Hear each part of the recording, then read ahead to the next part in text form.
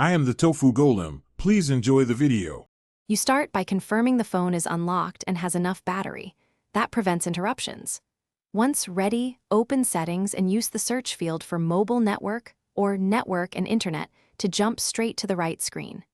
If you have dual SIM, pick the specific SIM profile you want to change so you don't alter the wrong line. Make sure data is active for the selected SIM so the network options appear. Now proceed to access Cellular Network Preferences. You now tap the chosen SIM settings and look for Preferred Network Type, or sometimes labeled Network Mode. Once there, select an option that lists LTE, 4G, 3G, or 2G instead of 5G. That switch tells the radio to avoid 5G bands. Make sure to confirm or save if a prompt appears. If your phone uses a toggle labeled 5G, simply turn it off. If the menus differ, use the settings search again to locate network mode options and apply the change. You finish by verifying the status bar shows 4G or LTE rather than 5G, and run a brief speed or coverage check to confirm you're on the intended band.